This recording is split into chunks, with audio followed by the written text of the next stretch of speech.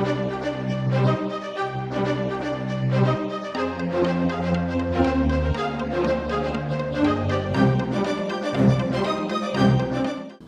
আলাইকুম প্রিয় দর্শক, আপনাদেরকে শুভেচ্ছা সহ আমন্ত্রণ জানাচ্ছি বাংলাভিউ সংবাদে। সাথে আছে আমি রফিকুল ইসলাম কামাল। প্রথমেই শিরোনাম। করোনায় মলিন পহেলা বৈশাখ, কোথাও ছিল না বাংলা নববর্ষের উৎসব। দেশে হাজার চড়ালো করোনা আক্রান্তের সংখ্যা, 24 ঘন্টায় মারা গেছেন আরও 7 জন। গভীর রাতে সিলেটে ভূকম্পন অনুভূত, 6 মাসে 3টি ভূমিকম্প নিয়ে আতঙ্ক।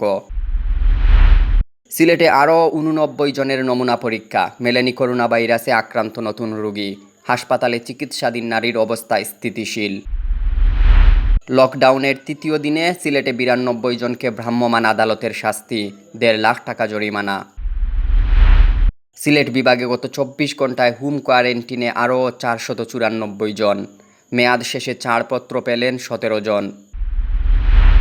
যশোরের শার্শায় শতপ্রতিবন্ধীকে খাদ্য সহায়তা দিলেন শেখ আফিল উদ্দিন এমপি। এতক্ষণ শুনছিলেন শিরোনাম, এবার বিস্তারিত। পয়লা বৈশাখ, প্রকৃতিতে উৎসবের পূর্বাভাস। বৈশাখের কেনাকাটায় শপিং মলগুলোতে উপচে পড়া ভিড়। সিলেট নগরীতে রঙের চুয়া, বৈশাখ বরণে মেতেছে বাঙালি। বর্ষবরণের উৎসবে মাতোয়ারা সিলেট, এই বাক্যগুলো হয়তো থাকতো এবছরের পত্রিকার শিরোনামেও, কিন্তু করোনাকালীন এই সময়ে বিষাদ ভীতিতে ভরা নগর জীবনে এবার এসব শিরোনাম নিছক কাল্পনিক। এবছর হাহাকার নিয়ে বাংলা বছরের প্রথম দিনটি কাটিয়েছেন গড়বন্দি বাঙালি। ভোরের আলো ছড়িয়ে পড়তে যে উৎসবের রং চড়াতো সিলেট নগরীর অলিগলিতে, এবার তা ছিল ধোঁয়াটে। শুধু সিলেট নয়, সারা দেশেও এবার ছিল না বাংলা নববর্ষের কোনো উৎসব। সিলেটে বর্ষবরণে ঐতিহ্যের দ্বারক এমসি কলেজের এমন দৃশ্য আগে কেউ দেখেননি। মলিন আর নিঃসঙ্গ সময় কাটছে সেখানে, নেই কোনো কোলাহল, নেই উৎসবের রং। একই দৃশ্য শাহজালাল বিজ্ঞান ও প্রযুক্তি বিশ্ববিদ্যালয়, সিলেট সংস্কৃত কলেজ ও ব্লুবার্ড স্কুল মাঠে। নেই তারুণ্যের ভিড়, উৎসবের রং, পান্তা ইলিশ, পিঠাপুলি আর নৃত্য গানের কোনো সুর। এবার সিলেটের কোথাও দেখা যায়নি মঙ্গল শোভাযাত্রা। আলো ছায়ার খেলা ছিল সবখানে। পুরো সিলেট নগরীর রাজপথ জুড়েছে হাহারুদ্দুর। এর আগের বছরগুলোতেও ঐতিহ্যের ধারাবাহিকতায় উৎসবের রং লেগে থাকতো এসব ক্যাম্পাসে। সিলেট নগরীর পথ জুড়ে থাকতো মানুষের পদচারণা। সময় যত গড়াতো, তিল ধারণের ঠাঁই হারাতো এমসি কলেজ ও শাহজালাল বিজ্ঞান ও প্রযুক্তি বিশ্ববিদ্যালয় ক্যাম্পাস, ব্লুবার্ড স্কুল কলেজ আর সংস্কৃত কলেজের মাঠ। এবার সব হয়েছে মিছে। এসব আয়োজনের সাথে সম্পৃক্তরা জানিয়েছেন, সরকারিভাবে সব অনুষ্ঠান বাতিলের প্রজ্ঞাপনের পর তারাও যে কোনো পরিসরে নববর্ষের অনুষ্ঠান বাতিল করেছেন। মহামারী করোনা ভাইরাসে দেশে গত 24 ঘন্টায় আরও 209 জন আক্রান্ত হয়েছেন। ফলে দেশে আক্রান্তের সংখ্যা 1000 ছাড়িয়েছে। আক্রান্তদের মধ্যে 24 ঘন্টায় মারা গেছেন আরও 7 জন। এ নিয়ে মৃতের সংখ্যা দাঁড়ালো 46 জনে।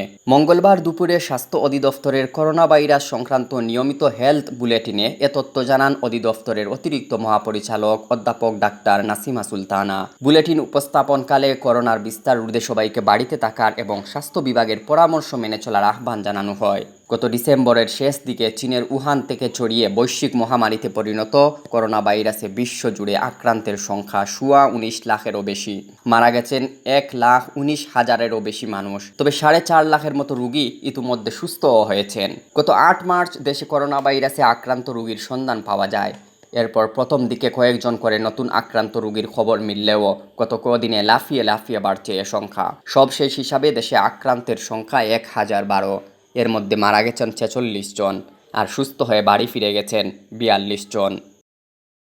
গত 24 ঘন্টায় সংক্রমিত মোট ব্যক্তির সংখ্যা 209 জন এবং সর্বমোট আক্রান্ত ব্যক্তি 1012 জন। গত 24 ঘন্টায় মৃত্যুবরণ করেছেন 7 জন এবং আমাদের সর্বমোট মৃত্যু সংখ্যা দাঁড়ালো 46 জন। সকলের বিদেহী আত্মার শান্তি কামনা করছি। গভীর রাতে সিলেটে ভূকম্পন অনুভূত হয়েছে। ভূমিকম্পের জাকুনিতে ঘুমন্ত মানুষ আতঙ্কে জেগে ওঠেন। সোমবার দিবাগত রাত 3:43 সময় এ ভূকম্পন অনুভূত হয়। সিলেটে আবহাওয়া অফিস জানায়, ভূমিকম্পটির উৎপত্তিস্থল ছিল সিলেটের জাফলং। রিখটার স্কেলে এর মাত্রা ছিল 3.6। মাত্র কয়েক সেকেন্ড ছিল এর স্থায়িত্ব। সিলেট আবহাওয়া অফিসের আবহাওয়াবিদ সাইদ আহমদ চৌধুরী জানান, গত 6 মাসে সিলেটে 3টি ভূকম্পন অনুভূত হয়েছে। তিনটিরই উৎপত্তিস্থল ছিল ডাউকির চ্যুতির কাছাকাছি। ধারণা করা হচ্ছে ডাউকি চ্যুতির বাইরে ছোটোখাটো কোনো চ্যুতি বিচ্যুতি থেকে এরকম ভূমিকম্পের উৎপত্তি হতে পারে। সিলেটের উসমানী মেডিকেল কলেজের ল্যাবে সোমবার 89 জনের নমুনা পরীক্ষা করা হয়েছে। তাদের সবার ফলাফল এসেছে নেগেটিভ। এদিকে করোনা আক্রান্ত সুনামগঞ্জের নারীর শারীরিক অবস্থা স্থিতিশীল রয়েছে। তার নবজাতক বাচ্চারও করোনা পরীক্ষা হবে বলে জানিয়েছেন চিকিৎসকরা। উসমানী মেডিকেল কলেজের ল্যাবে সোমবার সিলেট বিভাগের 4 জেলার 89টি নমুনা পরীক্ষা করা হয়। এর মধ্যে কোভিড-19 আক্রান্ত কোনো রোগী পাওয়া যায়নি।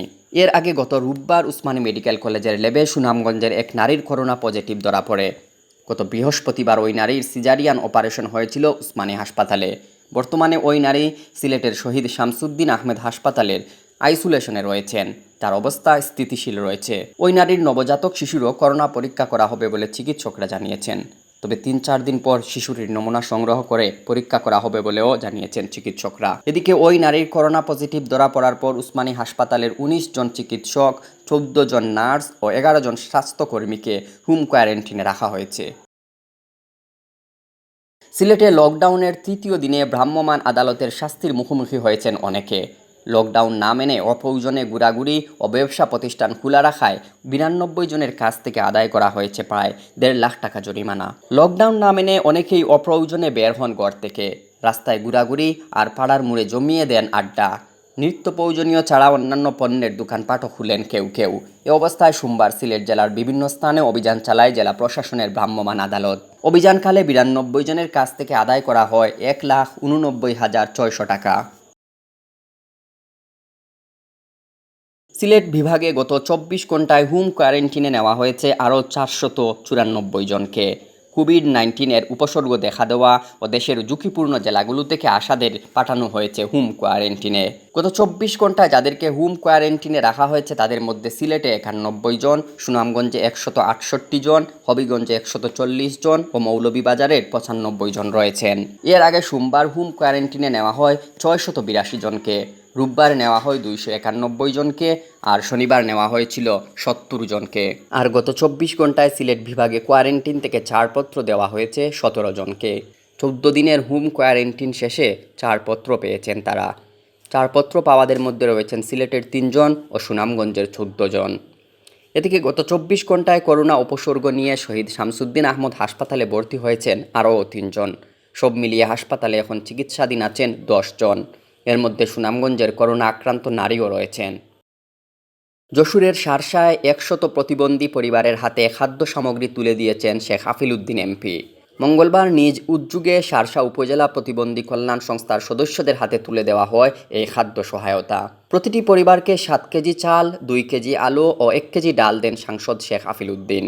খাদ্য সামগ্রী বিতরণকালে উপস্থিত ছিলেন শার্শা উপজেলা আওয়ামী লীগের সভাপতি ও উপজেলা চেয়ারম্যান সিরাজুল হক মঞ্জু, সাধারণ সম্পাদক নুরুজ্জামান, যুগ্ম সাধারণ সম্পাদক অধ্যক্ষ ইব্রাহিম খলিল, সালেহ আহমেদ মিন্টু, সাবেক vice chairman Asaduzzaman, UP chairman Sohrab Hossain, Sharsha union Awami লীগের সাধারণ সম্পাদক মুরাদ হোসেন প্রমুখ। এতক্ষণ শুনছিলেন বাংলাভিউ সংবাদ। রাতে প্রচারিত হবে সিলেটের আঞ্চলিক ভাষায় সংবাদ। দেখার আমন্ত্রণ রইল। সাথে থাকার জন্য ধন্যবাদ।